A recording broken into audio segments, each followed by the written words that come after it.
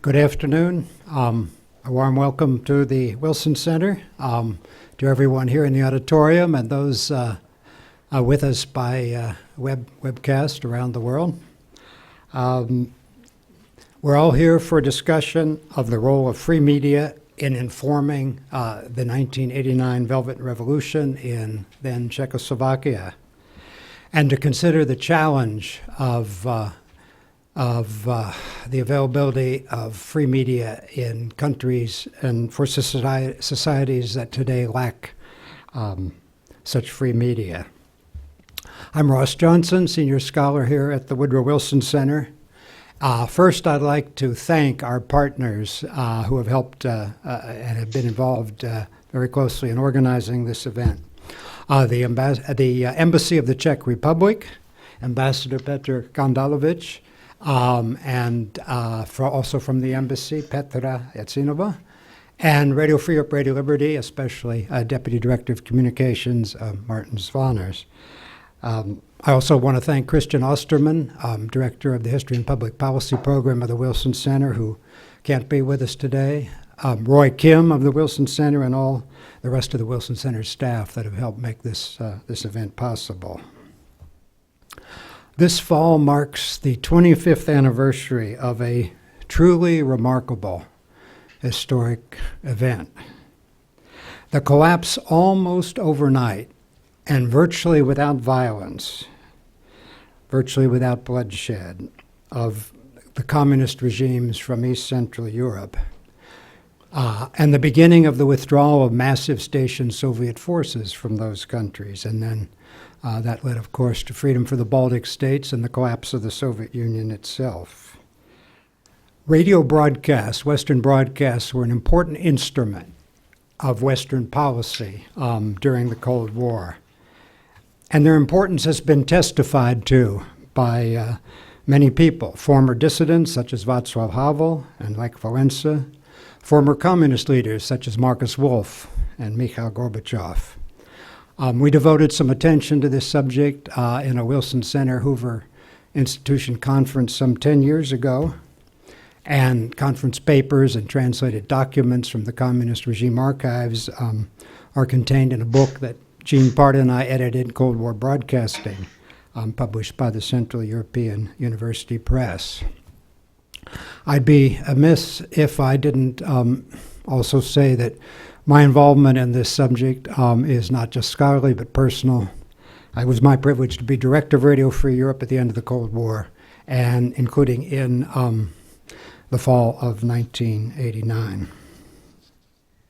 Today we meet just 1 month before the 25th anniversary of the Velvet Revolution.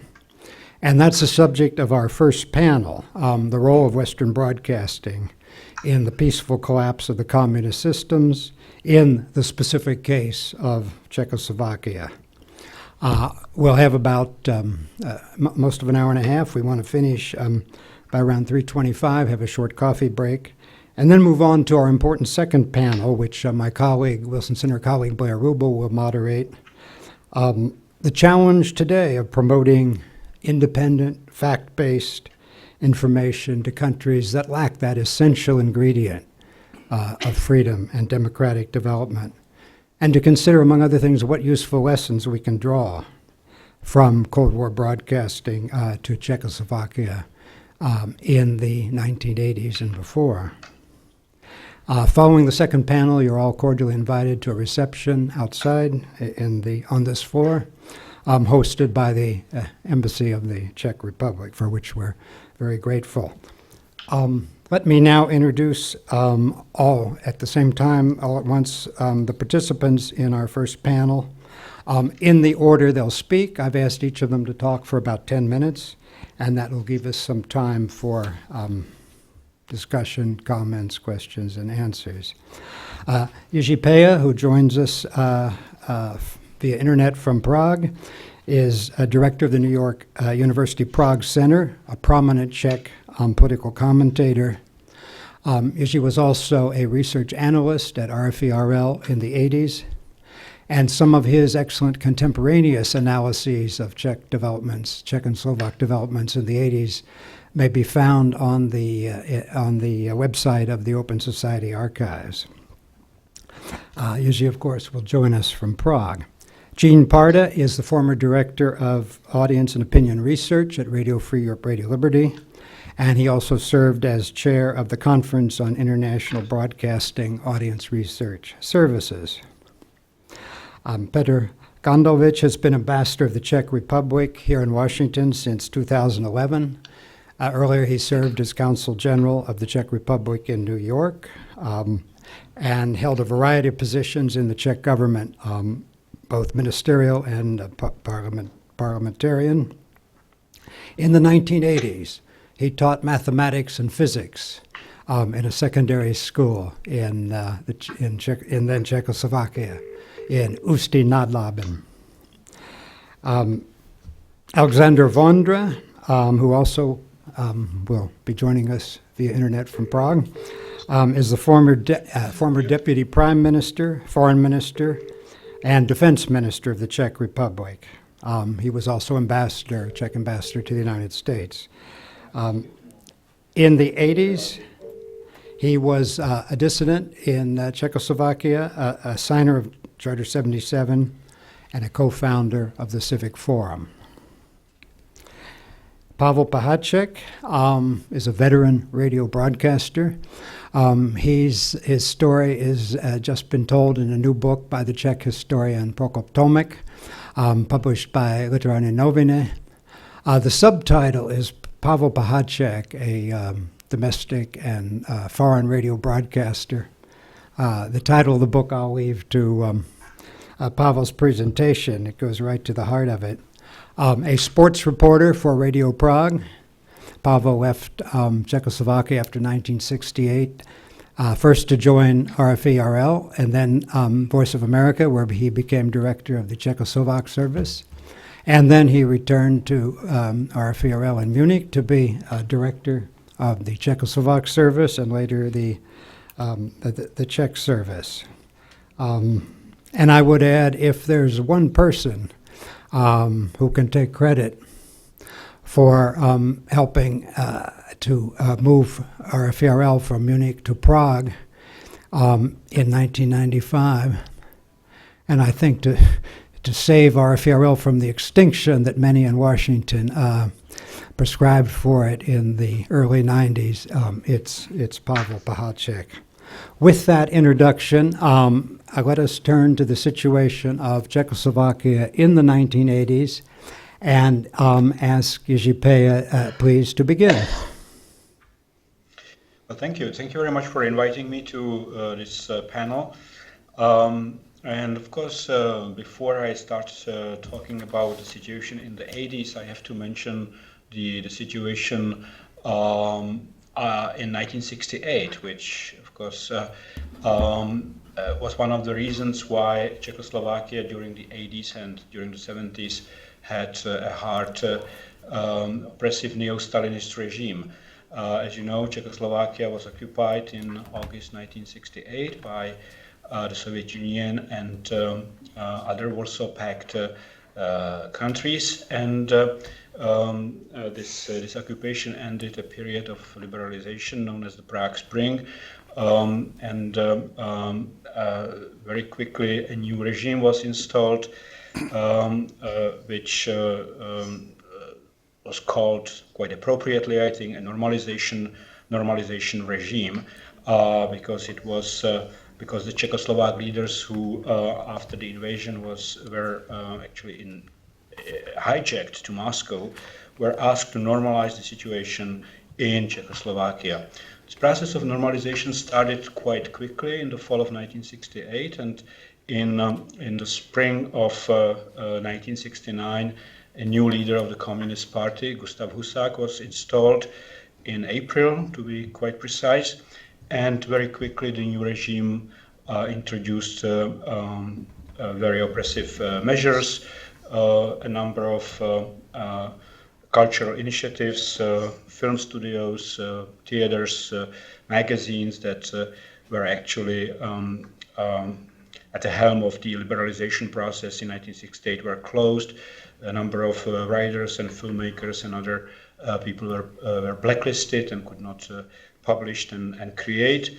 And in 1970, the party published a manifesto that was called "Lessons from the Crisis," and in this document, the events in 1968 were described as a counter-revolution, and people who were seen as co-responsible or responsible for this counter-revolution were to be dealt with. And within the Communist Party, this resulted in a purge. Tens of thousands of Communist Party members who were seen as liberal were expelled from the party, and in fact later on also persecuted. So this was the beginning of the normalization process, which lasted for 20 years and was certainly, in comparison with Poland and with Hungary, a very oppressive and very hardline regime. However, we can divide this period into several sort of sub-periods, because while in the first few years the situation after the invasion, the situation in Czechoslovakia was indeed very, very bleak, and there were almost no signs of dissent and protest. In the mid-70s, the situation changed gradually. First, there were some cultural initiatives, such as the underground culture, music, and so on, Plastic People of the Universe, who were persecuted by the communist authorities and then defended by some of the people who were after 1968 blacklisted, such as Vaclav Havel and other dissidents. And this was the beginning of a process that eventually led to the rise of a dissident community in Czechoslovakia. But there was, of course, there were also important external influences and events that contributed to a gradual change in Czechoslovakia. One of them was, and maybe the most important one, was the Helsinki process, the Helsinki Conference in 1975, which resulted in the adoption of a document which was used by dissidents across the communist bloc to fight the communist regimes by advocating human rights.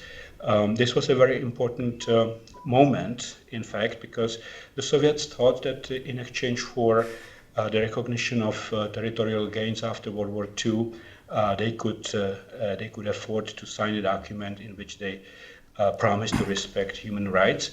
And this promise was in turn used against them by rising dissident communities around the Eastern Bloc to actually gradually and very slowly subvert the communist regimes. In Czechoslovakia, perhaps the most important moment during this period, called the normalization regime, came in January 1977, when 241 people signed a document called Charter 77, and this was the beginning of a process that eventually resulted in 12 years later in the fall of the communist regime, or contributed to the fall of the communist regime. Charter 77 was a small community in comparison with dissident community in Poland and in Hungary, but it was an intellectual community and a very diverse one, because it consisted of several currents, and because the situation in the country was so oppressive, instead of put people who would have otherwise not cooperated together in this one community. So the first three spokesmen for Charter 77 represented three very important currents in in the dissident community.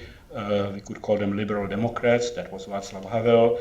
Christian Democrats, Jan Patočka was also one of the first three spokesmen, and then the Reform Communists, and the spokesman for them was Jiří Hájek, the former Minister of Foreign Affairs. And this balance was maintained within Charter 77 throughout its existence. These three currents were represented in Charter 77 and dissident community. But Charter 77 didn't really remain, didn't stay wasn't the only dissident community in the country. Eventually, some other groups came into existence, first on the basis of Charter 77, groups such as the Committee for the Protection of Unjustly Prosecuted and some other groups, but then also some ecological groups and new dissident groups which were really not associated with Charter 77 in the 80s. Of course, the 80s were specific for reasons that have to do with some external factors. While the most important external factor in the 70s was the Helsinki Conference, in the 80s it was the influence of the Polish events on the situation in the Eastern Bloc, of course, the election of the Polish Pope in 1978, and then the Solidarity movement in Poland, and followed by the martial law in Poland in 1981.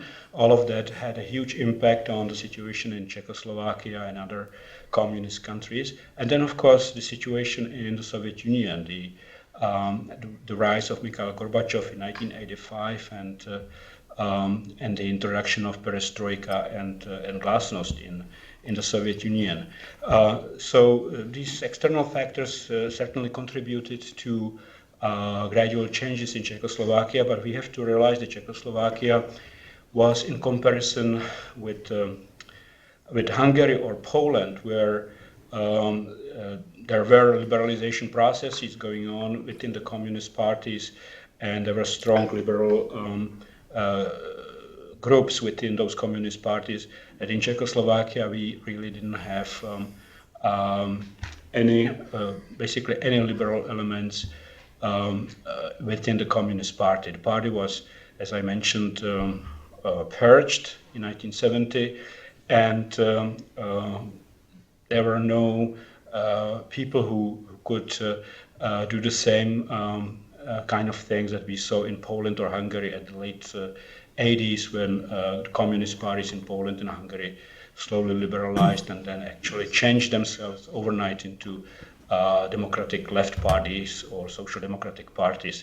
In Czechoslovakia, this was basically impossible, and so this normalization regime under the leadership of Gustav Husák, and after 1987 under the leadership of Miloš Jakeš, basically lasted without any major changes until 1989. It is important to mention that the public, the general public in Czechoslovakia, was to a large extent broken by the events of 1968. Certainly, we didn't see in Czechoslovakia the same kinds of mass protests, activities that we saw in Poland, or kind of goulash communism that one could see in Hungary. This was a country that protested against communism or demonstrated against communism on a larger scale quite late in the game, and the reason was obvious. There were really no people in the establishment, unlike in Hungary or in Poland, who could ally themselves with dissidents and push for changes. Jiří, perhaps if you can hear me, perhaps I could, since I can't pass you a note, perhaps you could wind up in just a minute or two. So, if you could, please. If I could, what? Sure. One more minute, please. I am basically nearing the end. So Thank you. I just so I would like to mention that the process of changes that led to the Velvet Revolution in November 1989 started really in the form of demonstrations and mass protests only a year before the Velvet Revolution. The first major demonstration after almost 20 years occurred on the 20th anniversary of the Soviet occupation of Czechoslovakia in 1988 in August. But then after that, almost any major anniversary in the country, the founding of Czechoslovakia, the Human Rights Day, the Palach Day, changed into a protest against the regime. So it was a series of protests that we saw in especially 1989, starting with the Palach Week in Prague. And then after the imprisonment of Vaclav Havel following the Palach Week in Prague, the petition called Several Sentences, which was the first mass protest that was joined by popular artists who were active during the normalization era, and was the first sign for people who were following the situation in Czechoslovakia that the regime was really crumbling, and it was just the question of the matter of time before the regime would collapse. So all of this resulted in November 1989 in yet another demonstration. We, of course, as I mentioned, Czechoslovakia was quite late in the game, so it was preceded by events in Poland, basically regime change in Poland, Hungary, Germany. But the revolution started on 17 November 1989 after a student demonstration, and we know the rest. The normalization regime collapsed much faster and much quicker than anyone thought, and it turned out that just like in the rest of the communist bloc, Czechoslovak communists were quite happy to hand over their power to the dissident community and student leaders. Okay. Thank you very much, Jiří, for this introduction to the political circumstances that existed after 68 and leading up to 89. We turn now to Jean Parda and the issue of how do we know what the listenership was to to Western broadcast. Excuse me. Yeah.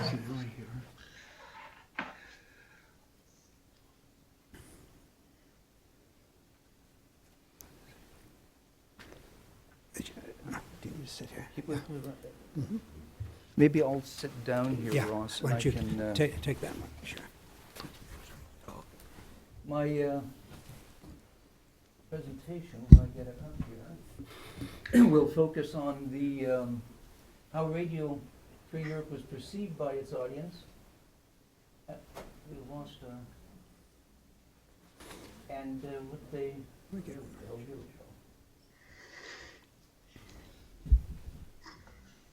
Just bear with me 1 second here. There we go.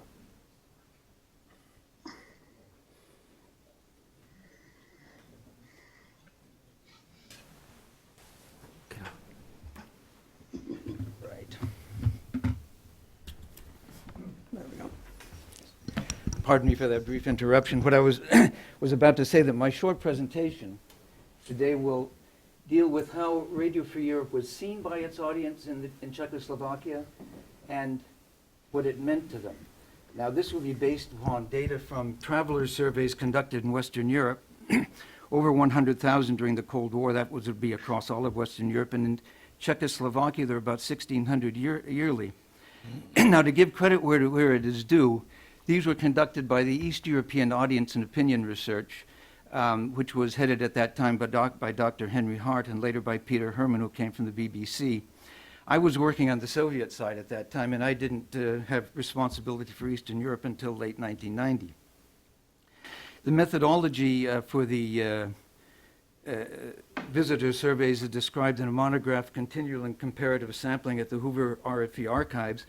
My presentation will be short and I won't dwell on that. But let's first set a context here and look at listening to Western radio in Czechoslovakia in the period leading up to the Velvet Revolution. Now, there are 3 points I want to make here. First, we look here at 1968, the Prague Spring, sharp drop in listening to Western radio. The reason was the domestic Czechoslovak radio was becoming much more freer at that time, and the interest was turned inward. At the time of the invasion, however, listening to Western radio spiked. And then, during the period of normalization, we see it going down to levels that it was before the Prague Spring.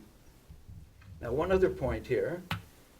In 1975, jamming ended on Voice of America concurrent with the Helsinki conference, as Irji mentioned. And we see Voice of America steadily climbing. RFE had been the leading broadcaster before that time, but Voice of America, which was unjammed, RFE remained jammed, climbed, and by 1988, it was in first place. Now, in 1988, 2 important things happened.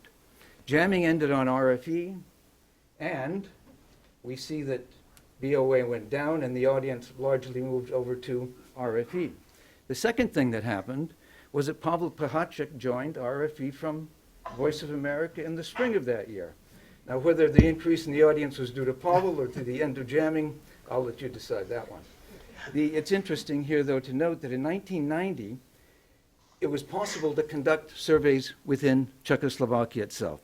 So this was the first survey that was actually done in Czechoslovakia. It was done through Gallup London, which worked with a local partner in Czechoslovakia, and it shows results that were very consistent with the results we saw before, so it largely validated the earlier surveys. What did the listeners in Czechoslovakia expect of Radio Free Europe? Well, we can see in first place here at 79% unobtainable information. They want information they couldn't get from other sources. They wanted to check on home media and reporting on events and analysis. In other words, they were looking at a journalistic operation, fairly practical concerns.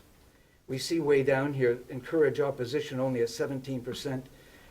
They didn't want RFE really to be a political actor as such, a political agitator. They saw it as a journalistic operation, and they used it in that way. Entertainment, of course, did not really figure very largely in either the programs offer or in terms of what the listeners wanted. 4 traits were given to respondents. All of these are from the mid to late 1980s, these surveys that were conducted.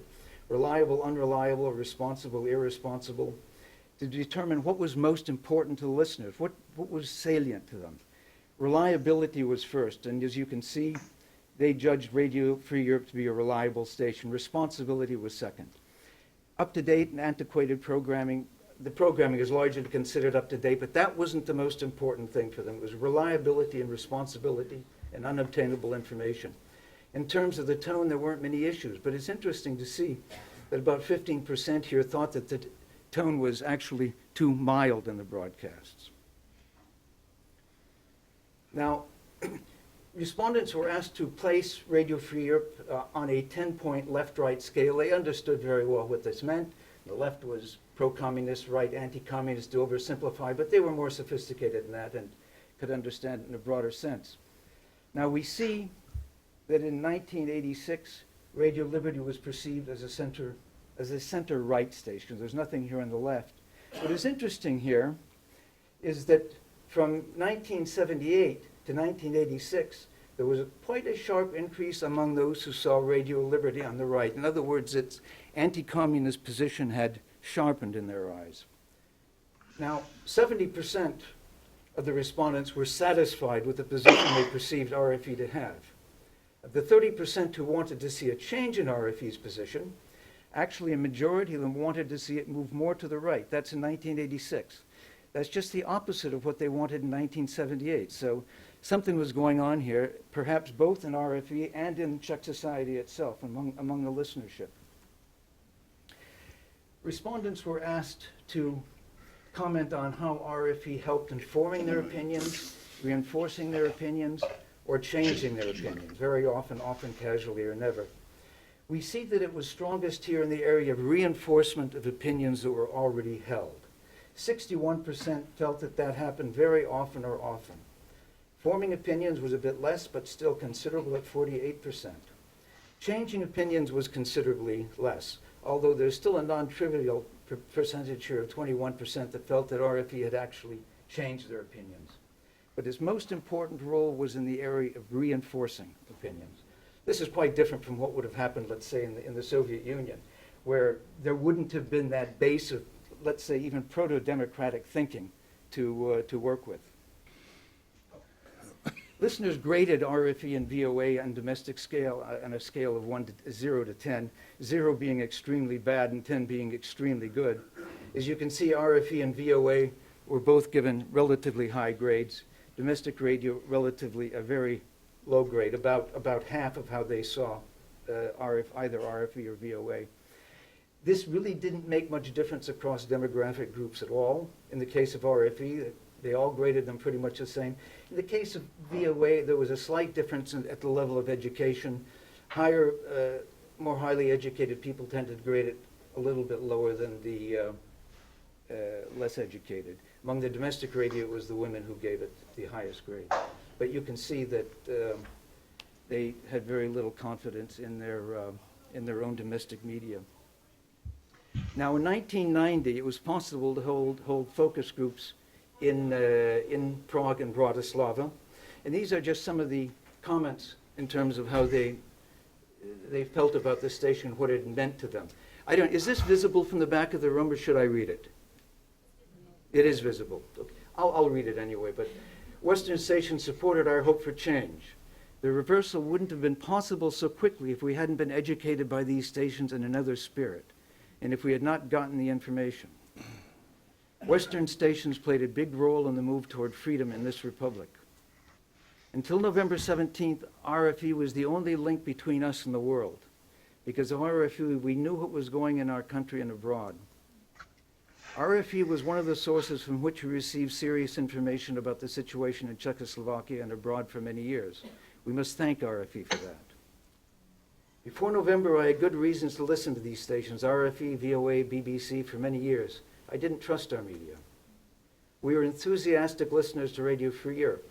We had the radio on all day. I didn't feel I was being informed by our media sufficiently and truthfully. Above all, I listened to RFE, VOA, and BBC broadcasts. When I wanted to switch on Vienna or BBC, I said to myself, now I'll listen to what's new in the world. And I switched on RFE and VOA. I listened to what was new in Czechoslovakia. They also had comments that RFE should continue in the future, even after the Velvet Revolution. Now, it's interesting. At the time this was done in February of 1990, they were all listening less to RFE than they had been before. But they felt that it was critical that it continue on. It's absolutely necessary that RFE continues to broadcast. It guarantees objectivity. We don't trust domestic media, and we don't know what the future will bring. RFE should go on broadcasting because the existence of stations which can evaluate conditions completely objectively is vital. We call it Prague 3. We consider it our radio. It's a station which broadcasts for us. We wouldn't listen to it otherwise. We see RFE as our own domestic radio rather than a foreign station. RFE's listeners have been broken in. This creates the basis of an audience. Well, RFE, in fact, after a few years did become a domestic station. I'm sure Pavel will touch on this in his presentation, under Czech radio itself, when it was no longer directly under RFE. Just to sum up here briefly, RFE's listeners saw this station primarily as a journalistic organization that provided news and analysis unobtainable from other sources. They also used it as a check on domestic media. They did not view the station primarily as a source of political agitation, although they did perceive it as anti-communist in orientation. Reliability and responsibility were the key traits of RFE from the listener's perspective. RFE played a role in both opinion formation and opinion reinforcement among its listeners.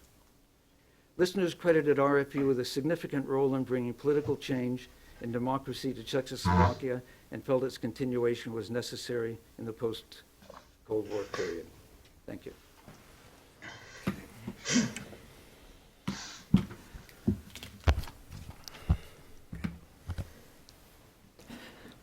Gene, thank you very much. Next, we turn to Ambassador Gandalovic.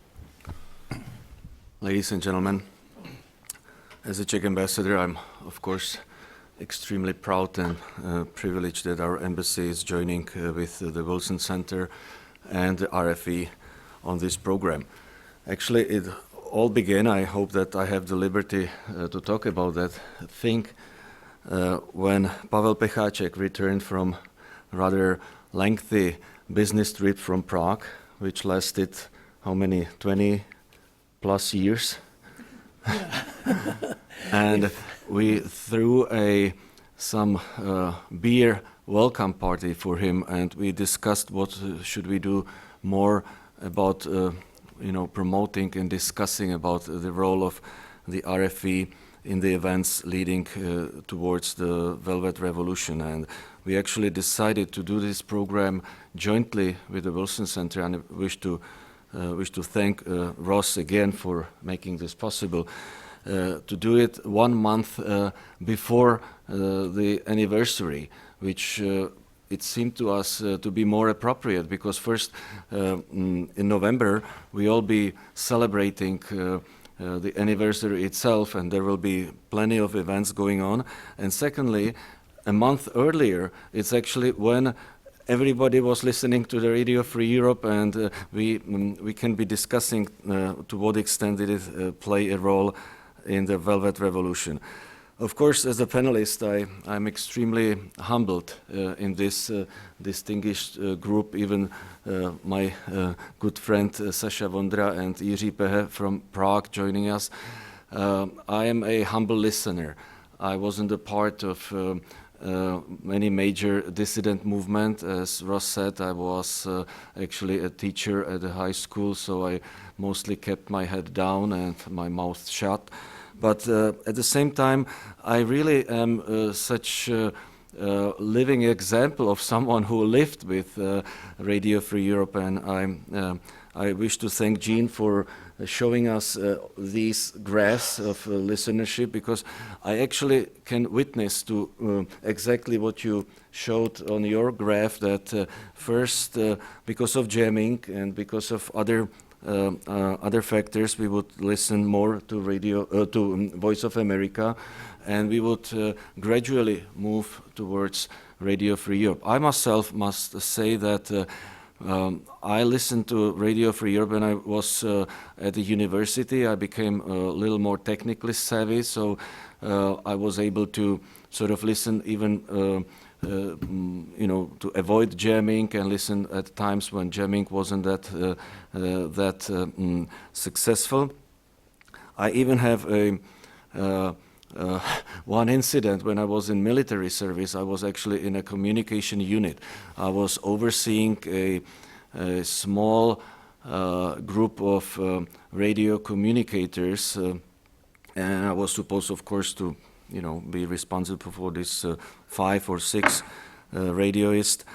And at night, of course, we would all do all sorts of things, and we had these shortwave radios, obviously, to lead the radio communication. So I would listen to Radio Free Europe on this military-issued shortwave radio, and the problem was that I fell asleep because it was about 3 a.m. or something on duty. I fell asleep.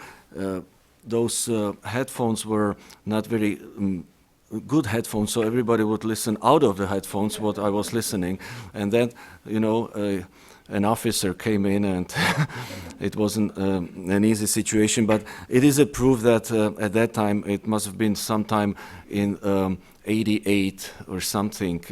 This is when, even in the military, it wasn't such a big deal, and they didn't even want to bother like filling any paperwork or something, so they hushed it out, and I wasn't even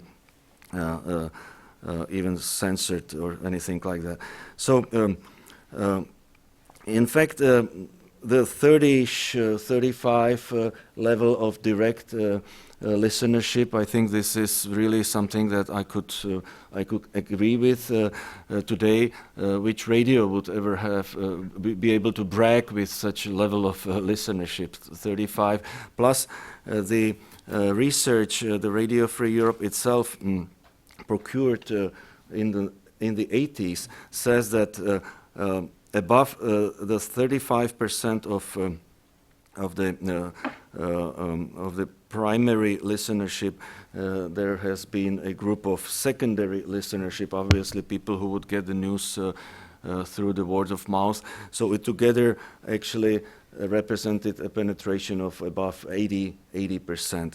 And it peaked naturally during the times of crisis. So I remember obviously Chernobyl, 1986. We didn't get any objective news about Chernobyl, so both Voice of America and RFE brought us, I would even say, life-saving news, because they were instructing us, not to go out and maybe pick mushrooms and eat them and whatever like this. Our authorities didn't tell us such, didn't give us such instruction. Of course, then in 1989, Radio Free Europe played extremely important role. Sasha Vondra will probably speak of několik vět, a couple of sentences initiative, which was widely broadcast over the radio, and we would every day listen to lists of personalities who signed několik vět, and it was like a bump in Czech population. Then, of course, the infamous speech by the General Secretary of the Communist Party, Miloš Jakeš, that was actually taped secretly and smuggled out of the party group, and somebody brought it to Radio Free Europe, and it was not only broadcast but commented by Karel Moudrý, and it was, Miloš Jakeš was practically the head of the state. Even though he was the general secretary of the party, he was actually practically the head of the state, and he made such a fool of himself. So that was one of the moments of glory of Radio Free Europe, and I would guess that listenership at that point must have peaked over 90% or something. And of course, the very day of the demonstration, Jiří was talking about the student demonstration on November 17th.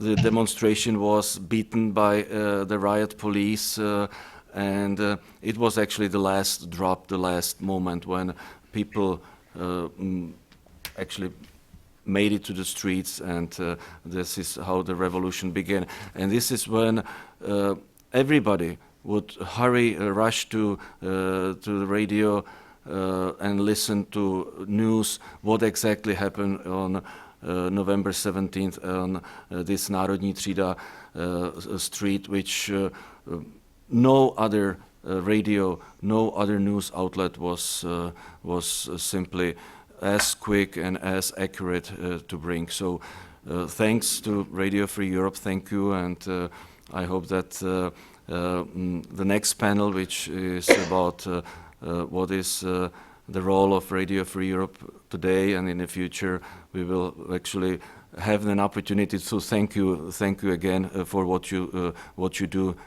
now in today's world. Thank you. Thank you very much, Mr. Ambassador. We turn now to Ambassador Vondra in Prague. Sasha, please. Well, hello. Good evening here in Prague. It's a late evening, and the Indian summer is already over, so we have a lot of rain here today, so I have a bit cold. So usually I can imagine to spend a better evening, because there is a time difference, so we have a pretty deep evening already.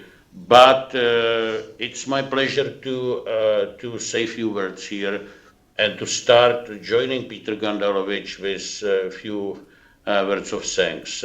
Thanks Ross Johnson, thanks Pavel Pecháček, and thanks Radio Free Europe and Radio Liberty for what you have done for us 25 years ago. So it's for me a joy to come here to pay this tribute 25 years after.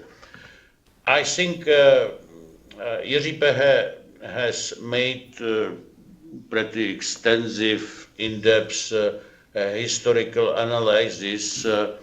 I would start with just commemorating this changing situation in Czechoslovakia as well as in other Central European countries around the year 1987-88. Simply, the society was starting to awaken itself, in particular some young people.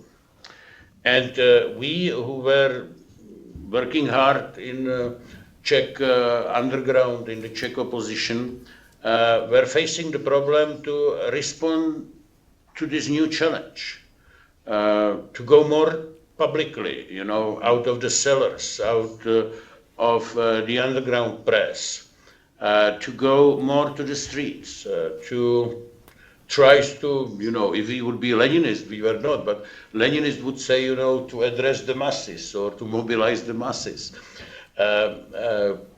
So this challenge was ahead of us, and one have to be aware of the fact that, you know, the situation 25 years ago, 27 years ago was entirely different regarding the means available to us in approaching the public, approaching the people who were not the part of the inner circles of the dissident movement, to make the dissident movement more well known in society.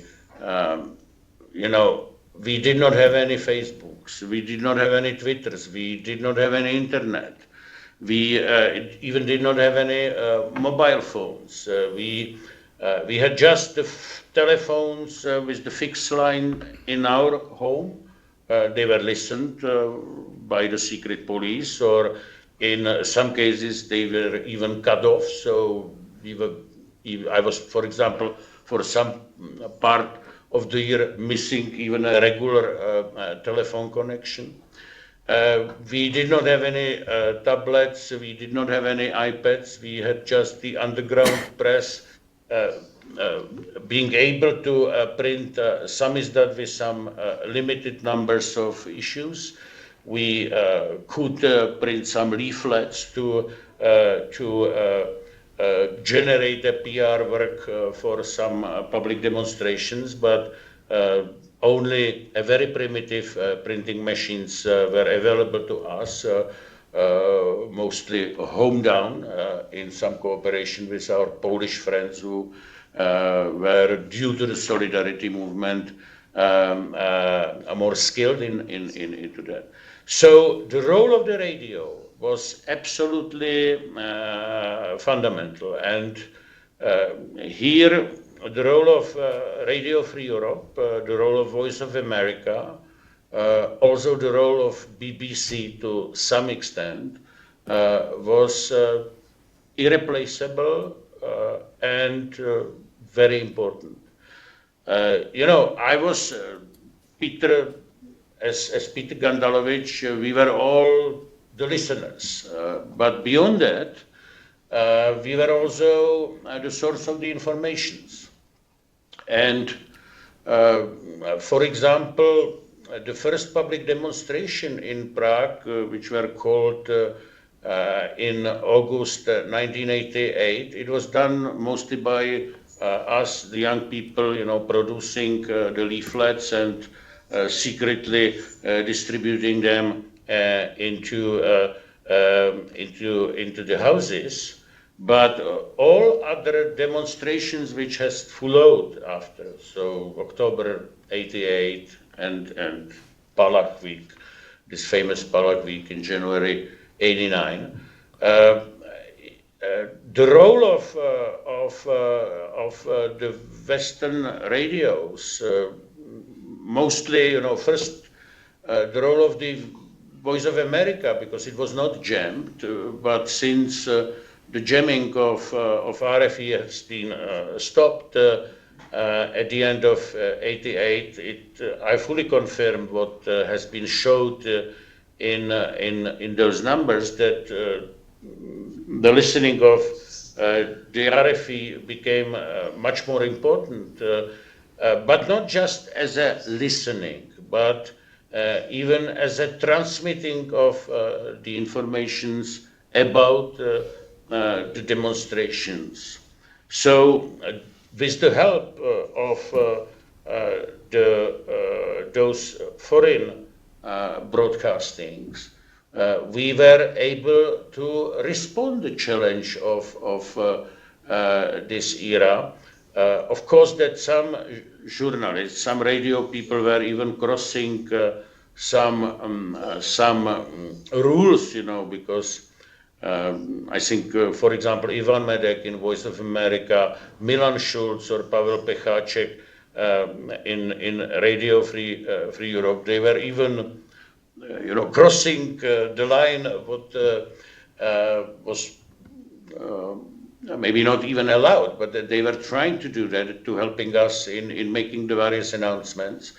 And it really contributed to what we know as November '89. The same or similar example is the role of the Radio Free Europe and Voice of America with disseminating the information about the public, about a few sentences petition, with reading the names. So we were mixing here in Prague the composition of the names, mixing the very well-known people and artists with just ordinary students and the workers, just in an intention to create the impression that it's really publicly signed, that the people are no more afraid of the consequences as they were in the past. So due to that process of the close cooperation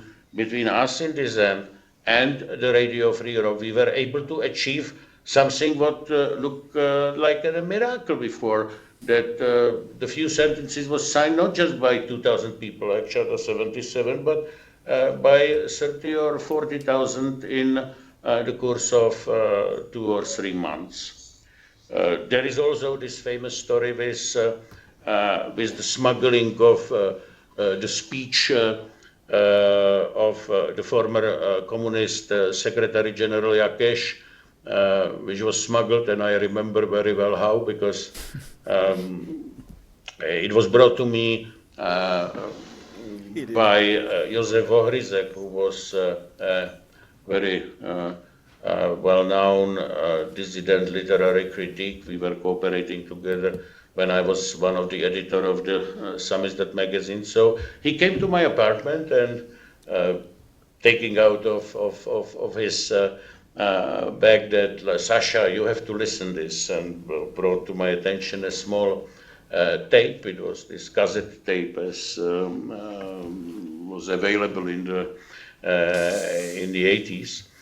And somebody simply has brought to his attention from the internal communist circles this famous speech by Jakeš, which, with all those famous statements that we are alone, and simply the king was named. When that was my first reaction when I have listened to that. And I immediately sit down and wrote a letter to Milan Schulz, to Radio Free Europe, with even a recommendation. Milan, it's a fantastic opportunity. We should not miss that opportunity. It must be broadcasted to every Czech citizens every evening, and certainly it's played a very important role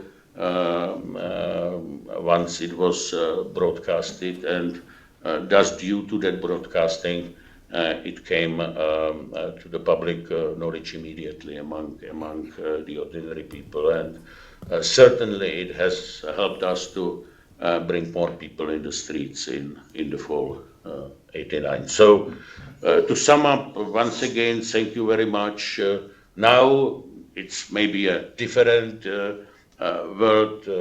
The people in Hong Kong has an easier, maybe a bit easier situation with all the Twitters, Facebooks, smartphones, and internet. But still, I guess that the radio has a role in future, and thank you very much for the role which you played in the past. Sasha, thank you very much. Thank you. And we come now to our final panelist on this panel, Mr. Pavel Pahacek, has been mentioned several times here. Both the Voice of America and RFRL Czechoslovak services had very talented teams of broadcasters, and one can go through the list. But leadership matters. And so for both services, I think we're very fortunate to be led during these critical years by Mr. Pahacek. Pavel, please. Thank you, Ross. I have to apologize for my new voice. It is because of a bad professor, bad surgeon in Prague, who by mistake cut me half of my vocal cord. Well, I was asked to inform you about some details of the crucial event of the Velvet Revolution, which was, well, our reports from Wenceslas Square in Prague. We also fulfilled our mission to help to bring freedom and democracy into Czechoslovakia. And the US ambassador to Czechoslovakia, Shirley Temple Black, protested against secret police behavior to me and said that Mr. Pahacek was the last persecuted American in Czechoslovakia. I think that the best, or I dare to say top best, was my reporting from the week of the Velvet Revolution in Prague from Wenceslas Square. It was the first time that RFE reported something like that on the spot. It was the end of one stage, one epoch of RFE broadcasting to the Czechoslovakia. This had never happened before, that somebody went to Prague to report, especially just after the massacre on Národní Street. The idea came to me during the canonization of Saint Aneška in Rome. I was covering this event for RFE, and I got this idea that I should try to get a visa to Czechoslovakia. So, once I came back from Rome, immediately asked the Czechoslovak embassy in Bonn for a working visa. And then, one day after the massacre at Národní Street, I got a phone call from the Czechoslovak embassy in Bonn that my visa had been granted. This had really never happened before. And it was surprising. Some colleagues told me not to go, that they would hang me on a post, but I decided to go, and I went. Czech parents also went to demonstrations after the regime beat their children. So it was a ripe time for a coup. So I got a visa, and they thought that I would meet with other dissidents and that I would never do something that would endanger my stay in Czechoslovakia, since I would be banished. Well, this happened, but later, only after I had reported till Friday everything that happened there. It was important because I was the only Czech-speaking broadcaster to be at Wenceslas Square, because Czech TV and radio didn't dare cover the event independently. So, what I was after was the atmosphere and the speeches. I stood on the balcony at Melantrich behind Havel and all those who delivered speeches. The square was packed with people. Well, the secret police just left me alone. It was kind of funny, my visits to Czechoslovakia and also Moscow. Well, I enjoyed it. I liked the adrenaline. My reporting from Wenceslas Square was aired to the whole Czechoslovakia. And people could hear that something had been really happening in Prague. I recorded the sounds, and of course, I spoke about what was happening, about the atmosphere, but I thought that it was important for the people to hear the sounds.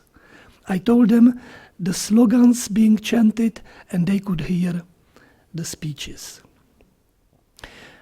I had one funny experience when I arrived at the Hotel Schrobeck Europa, where I was stayed.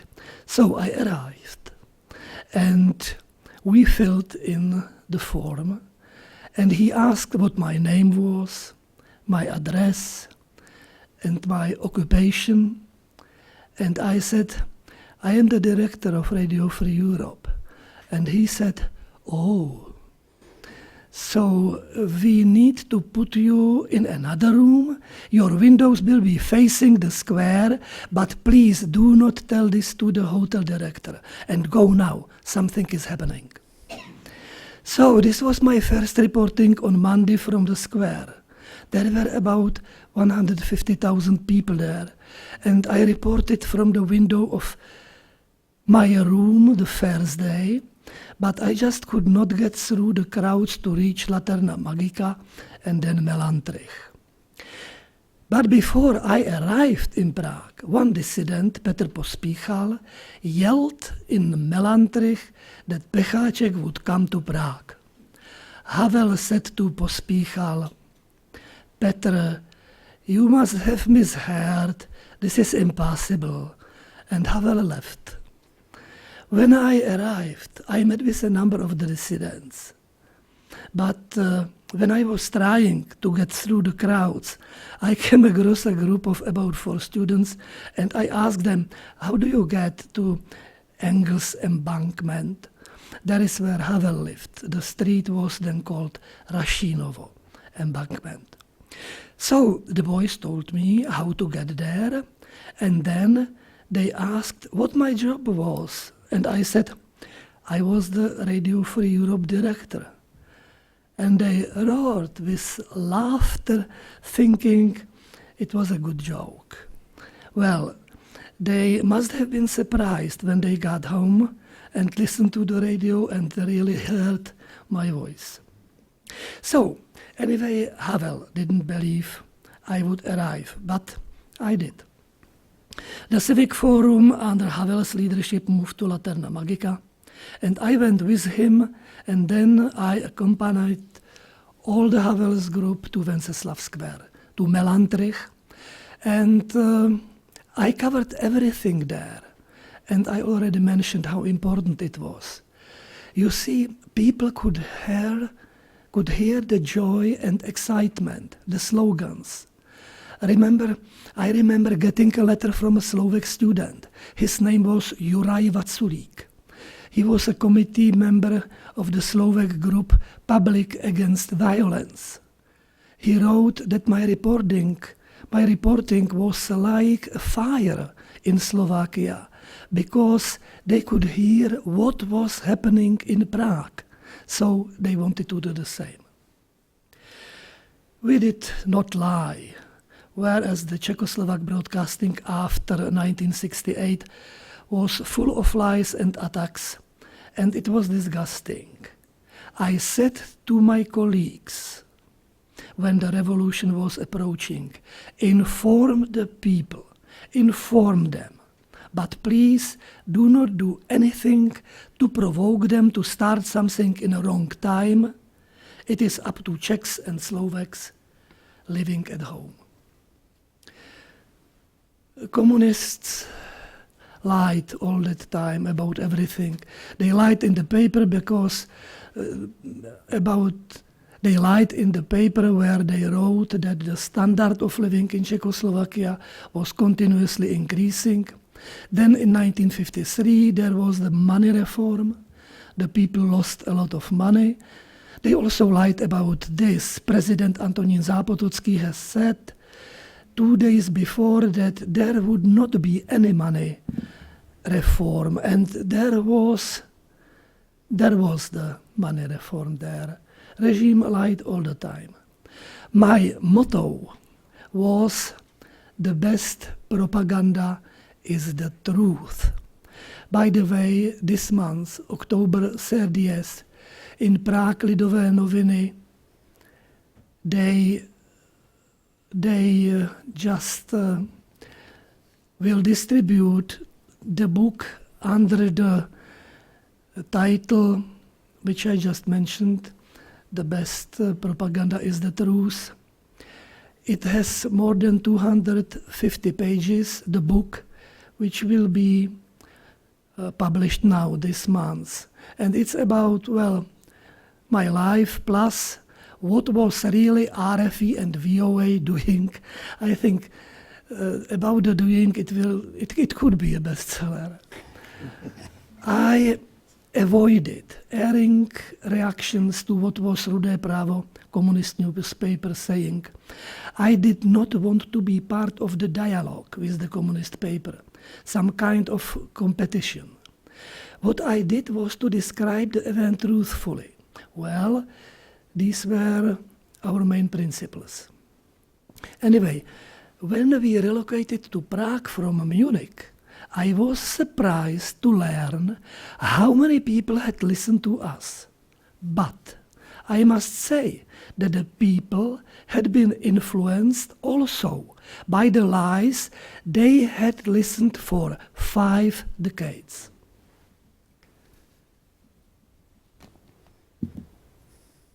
Well, I would like to mention also Voice of America. Voice of America deserves it.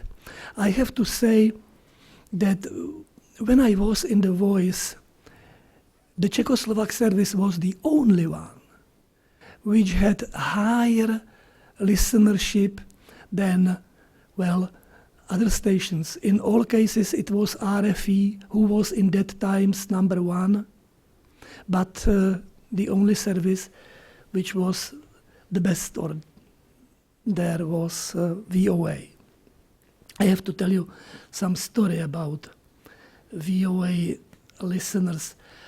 I know a person called Švestka. He was imprisoned, then released, and he escaped from Czechoslovakia. He came to see me in America saying he was imprisoned because he spread around what he had heard on air. And this Švestka told me that when he came home from prison, he opened the door to his flat, and his next door neighbor opened the door too and said, "Mr. Švestka, welcome home." Švestka didn't know him, asked him how come he knew, and the neighbor said, "Well, if I had not listened to VOA, I wouldn't know what was happening at my home." Anyway, and now just, Ross, you want to say something about the next part of it? We're going to conclude with a clip of what Pavel has just talked about, a short audio clip of the broadcast from Wenceslas Square. You'll hear editor Bakušanova in Munich introducing Pavel. You'll hear Pavel on the scene. It's a short clip, and we'll conclude with that. Please. Ve zvláštním pořadu uvádíme v následujících 50 minutách rozhlasovou reportáž, kterou Pavel Pecháček, ředitel československého vysílání naší stanice, rozhlasové stanice Svobodná Evropa, natočil v úterý 21. listopadu odpoledne na demonstraci 100 000 Pražanů na Václavském náměstí. Václavské náměstí, úterý 4 hodiny 6 minut odpoledne. Jsme před budovou Melantricha, před budovou Svobodného slova. Václavské náměstí z velké části už zaplněno.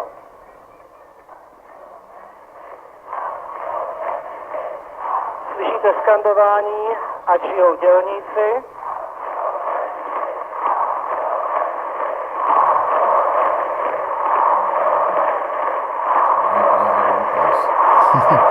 Long live the workers.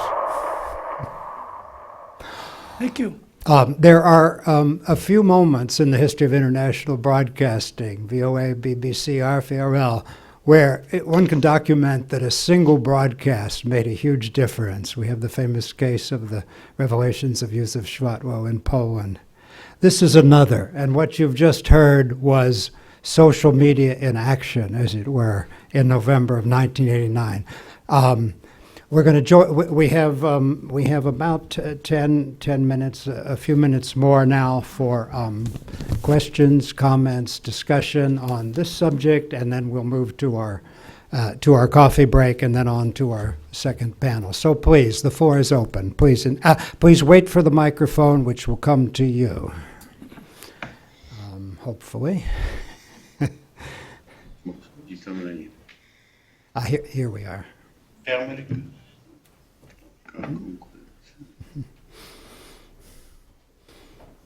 you.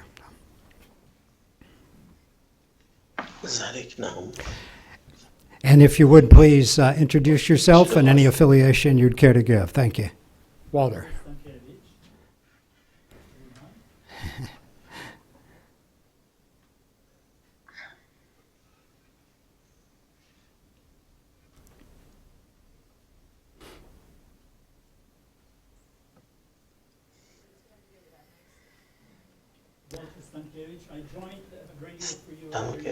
Sergej Stankevič, ředitel běloruského vysílání kdysi. In 1989, during the summer, we rented a motorhome, my wife and I, and there we go. We crossed the Iron Curtain, first visiting Czechoslovakia, where my elderly aunt was sort of needed to be visited. And we couldn't report that we were seeing a number of other people, but to the foreigners' police, we stated that we were visiting the 80-year-old aunt. From there, we went to cross the Iron Curtain through Poland and spent some time there visiting the Belarusian minority in Poland and also some of our relatives who lived there. And we saw what was happening in Poland. That was the beginning elections that were taking place in the summer of 1989. When we came back through Prague again and we told them what was happening in Poland, our relatives said, it will never happen in Czechoslovakia. We came there again in the Christmas time of that same year, and of course it has happened. And Prague was covered with posters. Some of the memorable ones were Vaclav to the castle, Havel to the castle, or another one which I liked very much, teacher, you don't have to lie to us anymore. My wife wrote a book about our experiences there during that 10-year period that we were there. The name of the book was Living with a Scent of Danger, European Adventures at the Fall of Communism. That book is available on Amazon, and you'll get some of the flavor of those times as well. Thank you. Thank you, Walter. Okay. Let's see if we have... please, here in front. Microphone is coming. My name is Susan Shapiro, and I worked with the Soros Foundation for 25 years. And was in Prague the day of the revolution, but I didn't know about the revolution. We were in Wenceslas Square a couple hours after it had moved out, and the hotel owner told us there was a revolution.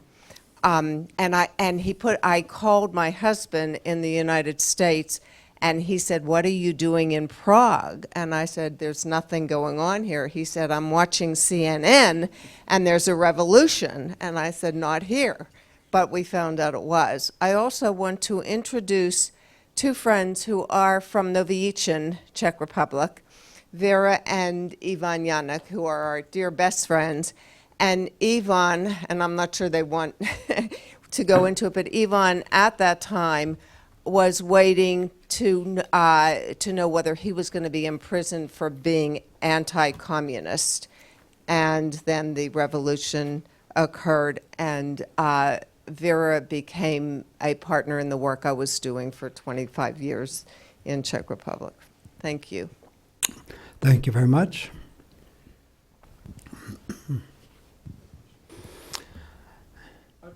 Yes, please. Yeah. David. Hi, my name is Robert Bull. I'm the current Director of Global Strategy at the Broadcasting Board of Governors. And I was interested maybe having all the panelists comment a little bit on the role of being an influential journalist. And one of the things that, Mr. Pardo, you were talking about was how you were measuring the influence of RFERL and VOA in Czechoslovakia at the time. Can you give me a sense, all of you, what you think, how that has changed or morphed, or how should we think about the role of being an influential journalist in places like Czechoslovakia, but now future, we're talking about, Moldova or the Baltics or Ukraine or even in China? Gene, take it first. I think the data clearly showed that RFE was effective precisely for the reason that Pavel gave in the title of his book. The best propaganda is the truth. There's no propaganda at all. The audience was, in fact, not looking for Radio Free Europe to be a political agitator. I think there was a feeling, in the United States that RFE was a very political station, hitting them between the eyes with the hardest possible anti-communist message that you could send. In fact, that wasn't what was happening. That's not what the audience wanted. The audience wanted information they could not get from other sources. They wanted it to be reliable. They wanted to be able to count on it. So it had to be it had to be truthful. And I think the lesson is a very simple one, and the data clearly bears that out. One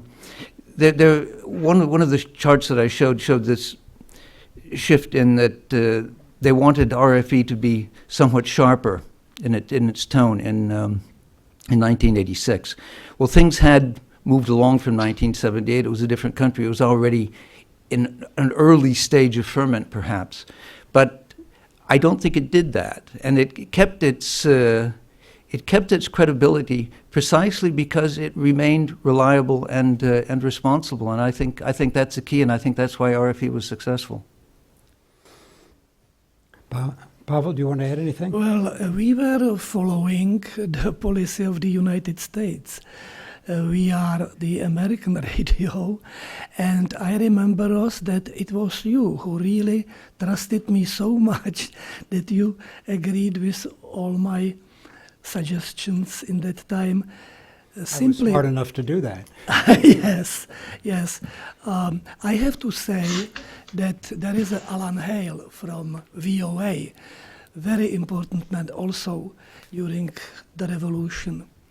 Well, I think that we had such a trust that we really could do what we wanted. Pat Nyborg, chief of REAS, once we had simply each year some presentation, and one lady was complaining, how is that possible? You are broadcasting against our law. This means you are having so many materials on Czechoslovakia. And Pat Nyborg told her, let these guys do what they want to do. Let her, alone. So I think that we were lucky that mostly we had a really good American management to So I just remember that Bob Gillette was scared when I was caught by the secret police in Czechoslovakia. He was scared that he was signing, my trip to Czechoslovakia and was afraid that something is going to happen to me. So anyway, the reaction of those guys was really very good, very helpful. Let me ask our panelists here and in Prague if you have any further comments you wish to make, Jiří or Sasha, before we conclude this panel. If not, I want to please go ahead if there's something maybe else. just I would undersign or underline what Pavel Pecháček has said, comparing Radio Free Europe and on one hand and Voice of America on the other hand, that in this particular meaning, the role of RFE was much more important because it was a political, in a sense that it was broadcasting practically 24 hours in a day about the situation in Czechoslovakia as well as the neighboring countries in the same situation, while Voice of America had just this 1 hour special broadcasting by Ivan Medek on the situation here, and that was all. The rest was about the situation in the United States. And when the societies were awakening, then certainly there was a demand among the public about receiving or obtaining the informations about from their home country, because that was the lack of dissemination of free information. So certainly in this respect, the role of RFE was especially repressible, and certainly it has substantially grown once the jamming was stopped with the end of '88. So in particular, it has played an important role in 1989. Thank you. And then the final word, Ambassador. Jiří, please. I just wanted to highlight one dimension of RFE-RL which wasn't mentioned, and that's its research and analysis function. I think that it was an extremely important dimension of what RFE-RL was doing, and also this was one of the reasons why it was able to play its role of a surrogate broadcaster, because it had one of the most fabulous and extensive research functions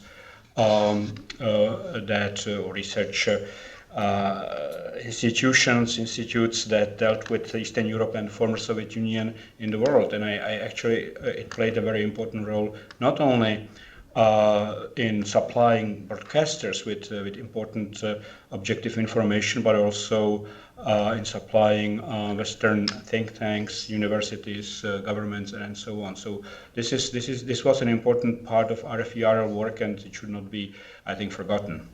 Maybe one more additional to what has Jiří said, that in the last 25 years I met a lot of people who were active in the US or European policy making, who went through this Radio Free Europe school in the research and analysis.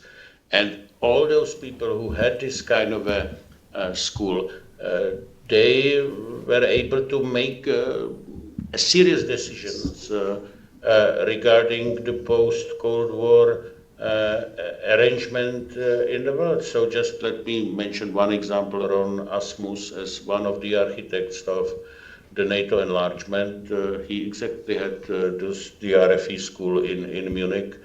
Or just I noticed now in Prague that the wife of the newly arriving German ambassador had the same school. And you immediately recognize that those people know what this is about, not just what it was about 25 years ago, what this is about even now. So fully underline what Jiří has said. Thank you. Peter?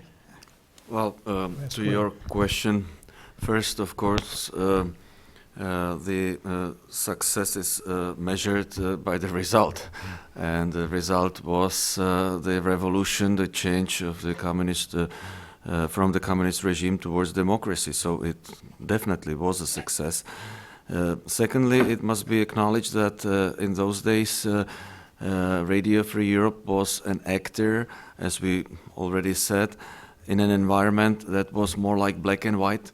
The official propaganda, official media, we could compare rather to the North Korean style of broadcast, while today, and that will be the topic of the second panel, it's much more difficult environment, much more competitive environment, and also the propaganda of those official media is not as primitive as it used to be. It's much more sophisticated. It doesn't lie so bluntly. It lies much more deceitfully, and it's much more challenging environment for the Radio Free Europe and Radio Liberty to work under these environments. Of course, given all these technical aspects also. So I'm very much looking forward to the second panel. I hope that you will stay for the second panel. I will not do the same thing as people do at conferences, that they gradually start leaving. And I really think that the second panel is actually what is it about, and what is it, what's the role, and what is the challenge for the radio today. Thank you very much. That's a very excellent introduction to the second panel. We hope to see you all there. We'll take a 15-minute coffee break. Please first join me in thanking our panelists in Prague and in Washington. Thank you very much.